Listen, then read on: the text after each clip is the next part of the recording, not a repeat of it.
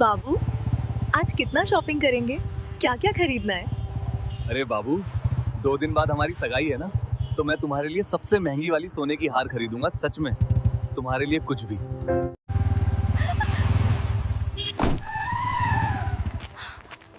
साले तू कैसे चला रहा था बाइक? दिमाग है या नहीं? और ये छोकरी कौन है? तुम मुझे नहीं जानता मैं कौन हूँ। आज मैं तुमको बताता हूँ।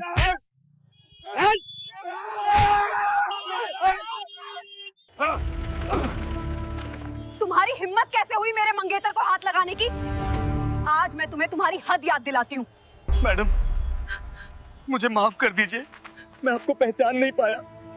प्लीज मैडम, मुझे माफ कर दीजिए। हाँ, लो लो जल्दी लिखो। सर, ये केस अर्जेंट है। अरे कोई उसे पकड़ो जल्दी। रुको बेटा, वीडियो को पूरा जरूर देखना, तभी तुमको पूरी कहानी समझ में आएगी। आखिर वो औरत कौन थी जिसके सामने एक सख्त इंस्पेक्टर घुटनों पर बैठ गया और गिड़गिड़ाकर माफी मांगने लगा? आखिर ऐसी क्या सच्चाई थी उस लड़की में जिसने पूरी पुलिस फोर्स को हिलाकर रख दिया? वीडियो को लास्ट तक देखना और वीडियो को लाइक करके चैनल को सब्सक्राइब जरूर कर देना। तो चलो चलते हैं कहानी की तरफ। दोपहर का वक्त था जिसमें हवा को चीरती हुई एक भारी भरकम चमचमाती हुई काली रॉयल एनफील्ड बुलेट भागी जा रही थी। बाइक चला रहा था आर्यन मिश्रा, जो पेशे से आर्किटेक्ट था लेकिन दिल से किसी हीरो से कम नहीं था। चौड़े कंधे, आंखों में शरारत और चेहरे पर एक ऐसी मुस्कान जिसे देखकर किसी का भी दिन बन जाए। उसके पीछे बैठी थी एसपी काजल मिश्रा, लेकिन आज वह एसपी नहीं थी। आज उसने अपनी खाकी वर्दी को खूंटी पर टांग दिया था। आज वह बस काजल थी। उसने एक हल्की पीच रंग की कुर्ती पहन रखी थी। उसने अपने हाथ आर्यन के कंधों पर नहीं बल्कि उसकी कमर में कसकर डाल रखे थे और अपना सिर हल्का सा उसकी पीठ पर टिका दिया था। आंखें बंद थीं और चेहरे पर एक सुकून भरी मुस्कान थी। आर्यन ने बाइक चलाते हुए थोड़ा जोर से कहा, ओए मैडम, आंखें बंद करके क्या किसी मुजरिम का सपना देख रही हो? काजल ने आंखें खोले बिना ही उसकी पीठ पर हल्का सा मुक्का मारा। चुप करो, मुजरिम तो तुम हो, आर्यन ने नाटक करते हुए कहा। मैंने क्या किया? काजल ने उसकी पीठ पर अपनी ठुड्डी टिकाते हुए कहा। दिल चुराया है और क्या? ओ हो, ये हुई ना बात। आर्यन खिलखिलाकर हंस पड़ा। तो बताओ, इस मुजरिम को क्या सजा मिलेगी मैडम एसपी? काजल ने सोचते हुए कहा। सजाए मौत नहीं, वह कम है। तुम्हें मिलेगी उम्र कैद मेरी जिंदगी की जेल में। हाँ, कबूल है जज साहिबा, खुशी खुशी कबूल है। वैसे यह जेल 2 दिन बाद शुरू हो रही है ना? काजल मुस्कुरा दी। हाँ, 2 दिन, सिर्फ 2 दिन। 2 दिन बाद उसकी और आर्यन की सगाई थी, उसकी जिंदगी के सबसे खूबसूरत दिन। घर का हाल तो पूछो ही मत। ऐसा लग रहा था जैसे घर में कोई शादी महोत्सव चल रहा हो। दूर दूर की चाचियां, मामियां, बुआ सबने डेरा डाल रखा था। सुबह से रात तक हल्दी मेहंदी, गाने बजाने और यह लाना है वो लाना है कि बातें होती रहती। माँ तो जैसे हवा में उड़ रही थी। काजल को पिछले 1 महीने से एक बड़े रैकेट के पीछे भागते भागते सांस लेने की फुर्सत नहीं मिली थी और आज उसने जबरदस्ती 2 दिन की छुट्टी ली थी। अभी घर से निकलते वक्त भी माँ ने उसे 100 हिदायतें दी थीं। और सुन, शॉपिंग करने जा रहे हो ठीक है, पर अंधेरा होने से पहले घर आ जाना। तुझे पता है ना, सगाई से पहले लड़की को ज्यादा बाहर नहीं निकलना चाहिए, नजर लग जाती है। काजल को इन बातों पर हंसी आती थी। नजर लगेगी एसपी काजल मिश्रा को। उसने सोचा था जिसके नाम से शहर के गुंडों को नजर लग जाती है, लेकिन वह मां से बहस नहीं कर सकती थी। वह तो बस इस घर के किचकिच से कुछ देर के लिए आजाद होना चाहती थी। आर्यन के साथ सिर्फ वो और आर्यन। वैसे आर्यन ने उसे उसकी सोच से बाहर निकाला। घर पर जो तमाशा चल रहा है, मेरा मतलब है जश्न, उसे छोड़कर भागने का आइडिया किसका था? काजल ने शान से कहा। मेरा? क्यों, तुम्हें अपनी होने वाली बीबी का हुक्म मानना पसंद नहीं आया? आर्यन ने शरारत से कहा। अरे बहुत पसंद आया। वैसे भी मुझे पता है तुम शॉपिंग के बहाने निकली हो। असली मकसद तो मेरे साथ बाइक पर घूमना था, है ना? हो सकता है। अच्छा, एक बात सीरियसली बताओ, सगाई के बाद तुम ऐसी ही सख्त रहोगी या थोड़ा नरम पड़ोगी? मतलब मेरे दोस्त पूछ रहे थे कि भाई, तेरी बीवी तो एसपी है, घर में भी परेड कराएगी क्या? काजल को जोर से हंसी आई। तो तुमने क्या कहा? मैंने कहा भाई, परेड तो रोज होती है प्यार की। काजल मुस्कुराई। बहुत चालू हो, लेकिन हाँ, अपने दोस्तों से कह देना कि होशियार रहें। और तुम भी कान खोलकर सुन लो, मिस्टर आर्यन मिश्रा, अगर सगाई के बाद तुमने गीला तौलिया बिस्तर पर फेंका, ओहो तो, आर्यन ने हंसते हुए पूछा तो। काजल ने मजाक में कहा, तो उसी तौलिए से तुम्हारा गला घोंट दूंगी। आर्यन ने डरने का नाटक किया। बाप रे, सीधा मर्डर, कोई एफआईआर नहीं, कोई गिरफ्तारी नहीं। काजल ने कहा, होने वाले पति के लिए इतना तो कर ही सकती हूं। सीधा सजा। हाँ। आर्यन की हंसी पूरी सड़क पर गूंज गई। मान गया मैडम, तुम घर में भी एसपी ही रहोगी। वैसे एक बात कहूं, कहो, मुझे तुम ऐसी ही पसंद हो, बिल्कुल तूफान की तरह।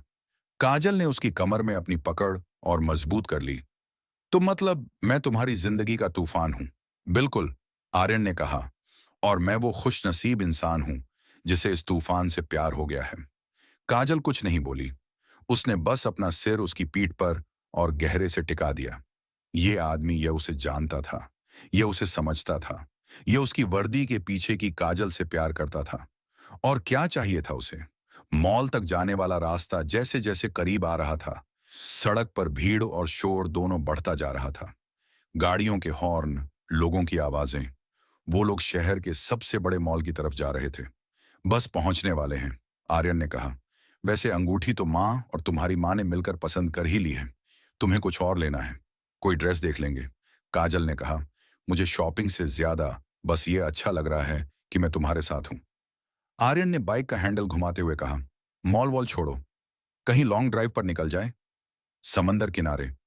अरे नहीं माँ, मार डालेगी। कहाँ है, जल्दी आने को, नजर लग जाएगी। हाँ हाँ, तुम्हें नजर लगेगी। अच्छा ठीक है, चलो जल्दी से शॉपिंग खत्म करते हैं, फिर घर लौटते हुए तुम्हारी फेवरेट वाली आइसक्रीम खाएंगे। डील, डबल डील, काजल ने कहा। वह दोनों हंस रहे थे।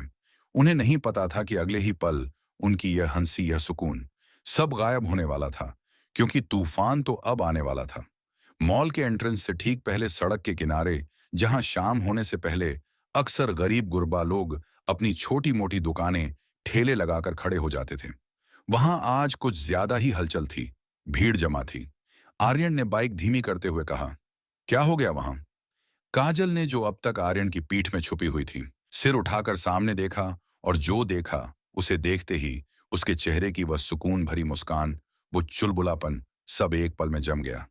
सामने 4-5 पुलिसकर्मी थे, वही खाकी वर्दी, वही हाथ में डंडे, और वह सब मिलकर एक गरीब बुजुर्ग ठेले वाले को घसीट रहे थे। वह बेचारा 60 से 65 साल की उम्र रही होगी। फटे पुराने मैले से कपड़े, कमजोर सा शरीर, जो शायद 2 वक्त की रोटी के लिए दिन भर ठेला खींच खींच कर और घिस गया था। उसके ठेले पर कुछ सब्जियां थीं, टमाटर, आलू, प्याज, जो अब जमीन पर बिखर रही थीं। पुलिस वाले उसके ठेले को जबरदस्ती उठाकर एक बड़ी सी सरकारी वैन में पटक रहे थे, और वह बुजुर्ग, वह रो रहा था, हाथ जोड़कर उन पुलिस वालों के पैर पकड़ने की कोशिश कर रहा था। साहब रहम करो, मत करो ऐसा। उसकी आवाज भीड़ के शोर में दब रही थी। साहब, ये ठेला मेरी रोजी रोटी है, बाल बच्चे भूखे मर जाएंगे।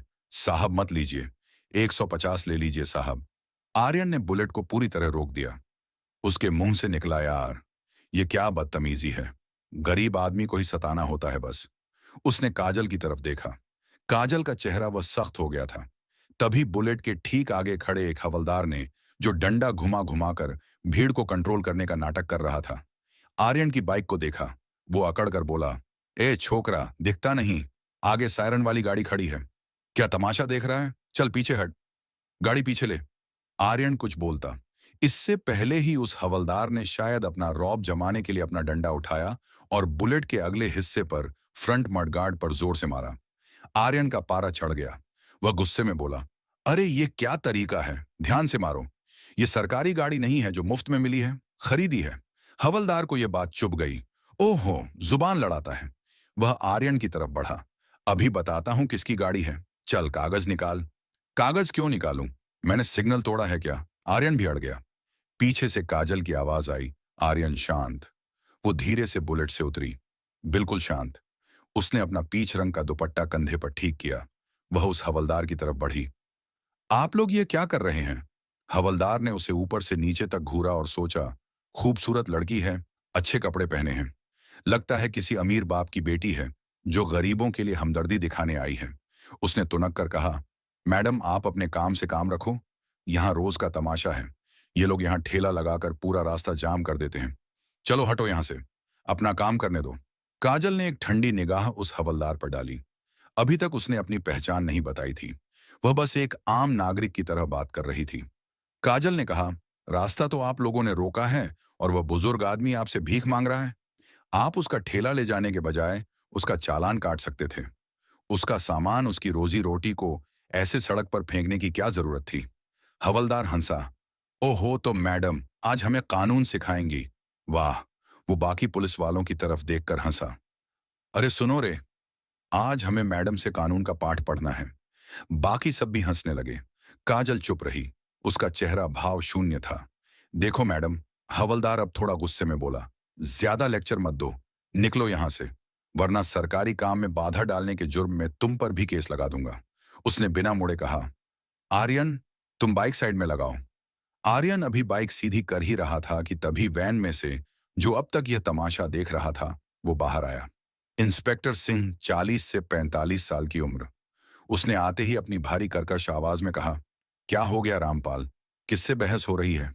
हवलदार ने चापलूसी से कहा, एक छोकरी से साहब, ये मैडम है, पता नहीं कौन है, हमें हमारा काम सिखा रही है, कह रही हैं कि हम गलत कर रहे हैं।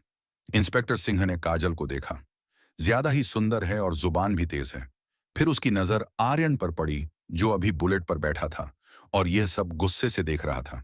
इंस्पेक्टर को लगा यह कोई अमीर बॉयफ्रेंड गर्लफ्रेंड है जो शाम को घूमने निकले हैं और हीरो बनने की कोशिश कर रहे हैं।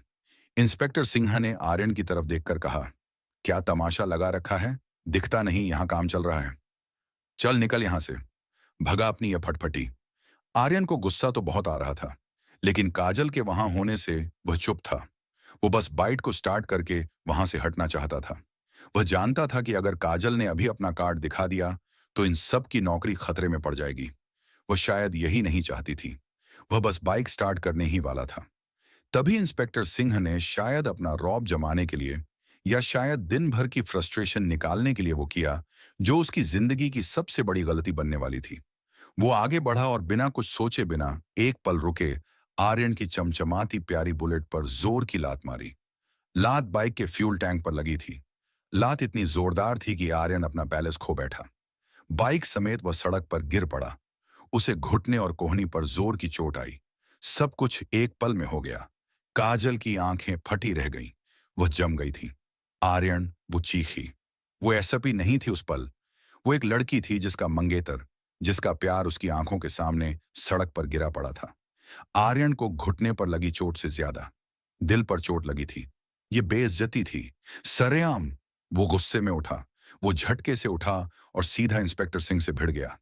अबे तू, वो चीखा, तेरी हिम्मत कैसे हुई बाइक को लात मारने की? पागल हो गया है क्या? दिमाग खराब है तेरा? इंस्पेक्टर सिंह, जो शायद अपनी इस हरकत से खुद थोड़ा चौंक गया था, अब अपनी गलती मानने के बजाय और ज्यादा अकड़ गया। उसे लगा कि एक आम टपोरी लड़के ने उसकी वर्दी पर उस पर हाथ उठाने की कोशिश की है। वो गर्जा, साले मुझसे जुबान लड़ाता है, मुझे सिखाता है दिमाग खराब है। और इससे पहले कि आर्यन कुछ और कह पाता या काजल उन तक पहुंच पाती, इंस्पेक्टर सिंह ने आप देखा ना, ताव अपना भारी हाथ उठाया और आर्यन के गाल पर एक जोरदार कसकर थप्पड़ जड़ दिया। आवाज इतनी तेज थी कि सड़क पर जो थोड़ी बहुत गाड़ियां बची थीं वह भी रुक गई। सारे लोग जो अब तक दूर दूर खड़े थे अब एक घेरा बनाकर खड़े हो गए थे। सब तमाशा देख रहे थे। आर्यन अपना गाल पकड़े खड़ा था। उसे यकीन नहीं हो रहा था।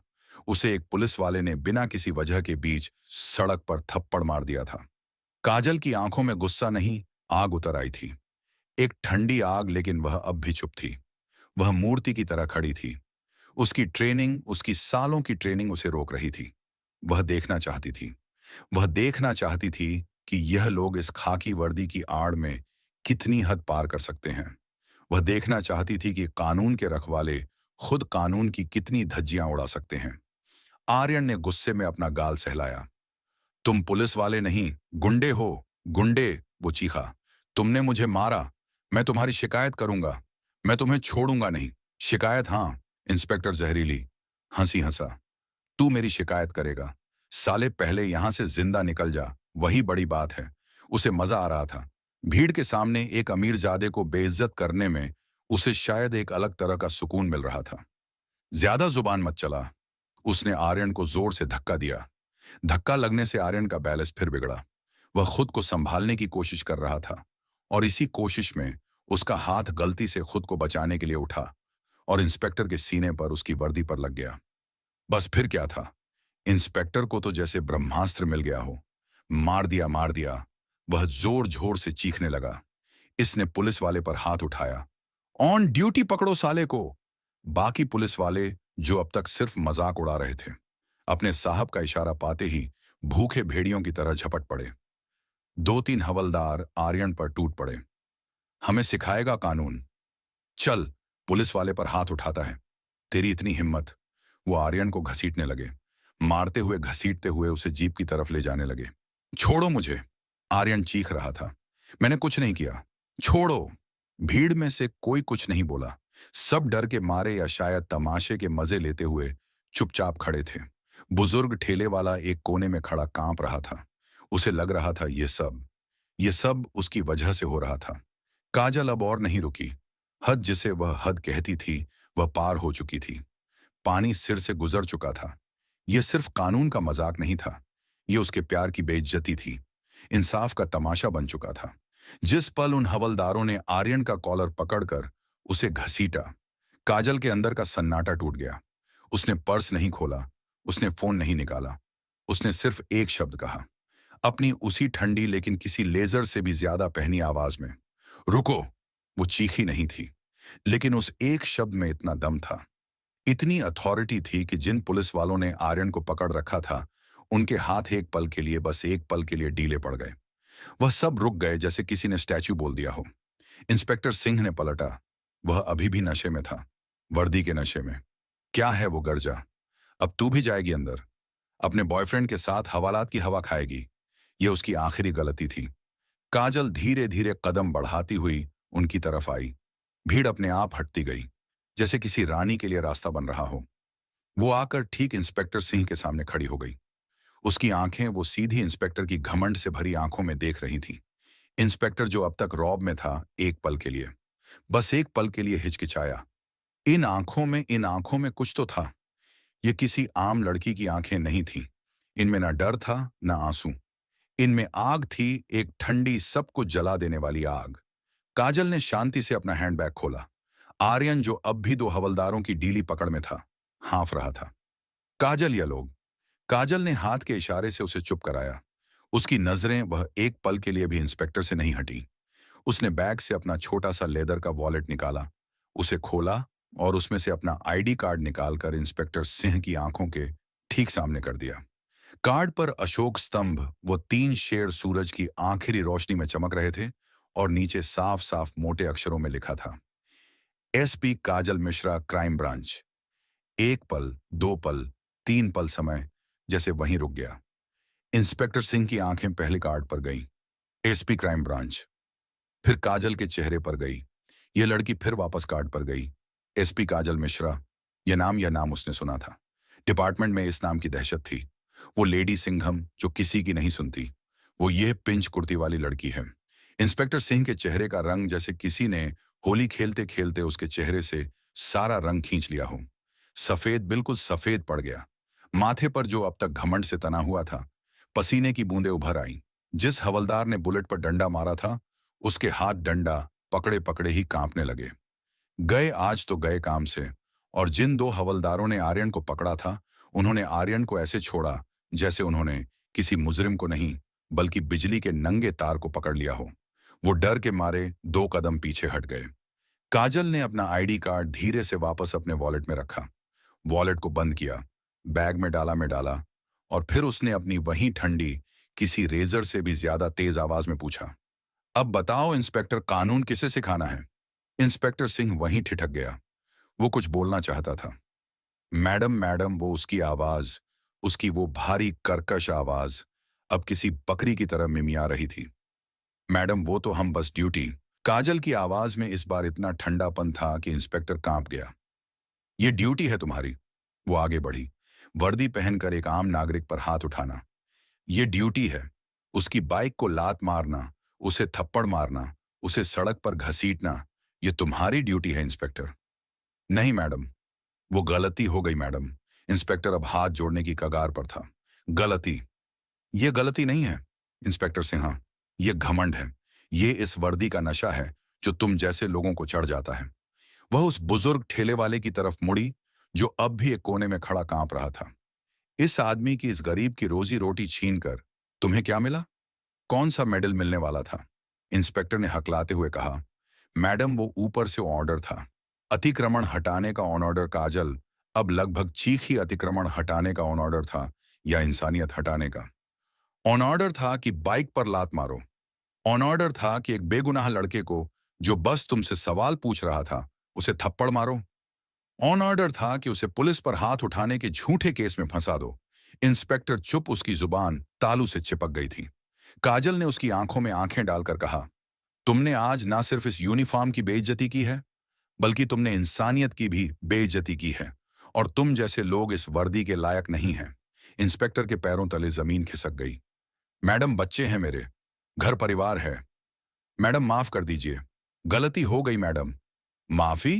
काजल ने कहा, माफी उस बुजुर्ग से मांगो जिसका ठेला तुमने तोड़ा, माफी इस लड़के से मांगो जिस पर तुमने हाथ उठाया, और माफी उस वर्दी से मांगो जिसे पहनने के तुम काबिल नहीं हो। लेकिन मैडम, बस काजल ने हाथ उठाया। उसने अपना फोन निकाला, नंबर डायल किया। कंट्रोल रूम एसपी काजल मिश्रा बोल रही हूं। उसकी आवाज में वह अधिकार था जो सड़कों पर नहीं, बड़े बड़े दफ्तरों में गूंजता है। फोन पर दूसरी तरफ से घबराई हुई, कांपती हुई आवाज आई, यस मैडम, सिटी मॉल चौराहा। अभी इसी वक्त यहां का इंचार्ज कौन है? इंस्पेक्टर सिंह। उसने इंस्पेक्टर का नेम टैग पढ़ा। इंस्पेक्टर हिम्मत सिंह, नोट डाउन करो। इंस्पेक्टर हिम्मत सिंह और यह हवलदार। उसने रामपाल की तरफ देखा। रामपाल और यह बाकी के दो, इन चारों को तत्काल प्रभाव से सस्पेंड किया जाता है। मैडम, इंस्पेक्टर वहीं जमीन पर बैठ गया। मेरी बात पूरी नहीं हुई है। कंट्रोल रूम, काजल ने फोन पर कहा, इन चारों के खिलाफ पब्लिक में गुंडागर्दी करने, एक आम नागरिक पर हमला करने और वर्दी का गलत इस्तेमाल करने की विभागीय जांच भी अभी से शुरू करो। मैं खुद इसकी रिपोर्ट फाइल करूंगी। और हां, यहां एक सीनियर ऑफिसर को भेजो तुरंत, और एक एम्बुलेंस उस बुजुर्ग आदमी के लिए। उसने फोन काट दिया। बाकी पुलिस वाले वह तो जैसे पत्थर के बन गए थे। भीड़ भीड़ जो अब तक चुपचाप तमाशा देख रही थी। बुजुर्ग ठेले वाला जिसकी सब्जियां अब भी जमीन पर बिखरी पड़ी थीं, धीरे धीरे कांपते हुए काजल के पास आया। उसकी आंखों से आंसू बह रहे थे, लेकिन इस बार ये डर या दुख के नहीं थे, ये राहत के आंसू थे। उसने अपने कांपते हाथ जोड़े। बेटी, भगवान तुझे हमेशा खुश रखे। आज तूने मेरी इज्जत बचा ली, मेरी रोजी बचा ली। भगवान तुझे। काजल ने उसके हाथ पकड़ लिए। बाबा, माफी मत मांगिए। उसकी आवाज, वह सख्त आवाज, अब नरम पड़ गई थी। ये मेरा फर्ज था, आप चिंता मत कीजिए। आपके ठेले का जो नुकसान हुआ है। नहीं बेटी नहीं, बुजुर्ग ने कहा, आज तूने जो दिया है वह इन पैसों से, इस ठेले से बहुत बड़ा है। भगवान तुझे सलामत रखे। काजल मुस्कुराई। आर्यन अपनी बाइक उठा रहा था। बाइक पर कई खरोंचे आ गई थी। वो काजल के पास आया, हल्की मुस्कान के साथ अपना गाल सहलाते हुए बोला, हम तो शॉपिंग करने जा रहे थे। काजल उसे देखकर हंस पड़ी। वो अपने आंसू रोक रही थी। उसने आर्यन के गाल को छुआ। लगी तो नहीं ज्यादा। आर्यन ने कहा, लगी तो है, पर अब अच्छा लग रहा है। वो हंसा। वैसे एक बात तो है, लगता है मेरी मंगेतर सिर्फ खूबसूरत नहीं बल्कि तूफान भी है। काजल ने उसके गले लग गई। सड़क के बीचों बीच इस सारे शोर तमाशे और अब आते हुए सायरन की आवाज के बीच उसे वहां दुनिया का सबसे बड़ा सुकून मिल रहा था। उसने धीरे से कहा, और तू वो सुकून है जो इस तूफान के बाद मिलता है। दोनों ने एक दूसरे की तरफ देखा। कुछ देर पहले जो मुस्कान गायब हो गई थी वह अब धीरे धीरे लौट आई थी। तो दोस्तों, आज के लिए इतनी ही। तो कैसी लगी आपको ये कहानी? तो दोस्तों, इस वीडियो से आपको क्या सीखने को मिला? अपनी राय कमेंट सेक्शन में जरूर दें। यार, तुम लोग चैनल को सब्सक्राइब ही नहीं करते हो। जाओ जाओ, चैनल को सब्सक्राइब करते हुए जाओ। और अगर वीडियो अच्छी लगी हो तो वीडियो को एक लाइक करके और हमारे चैनल को सब्सक्राइब जरूर कर देना। तो दोस्तों, चलिए मिलते हैं एक नई कहानी के साथ। तब तक के लिए धन्यवाद।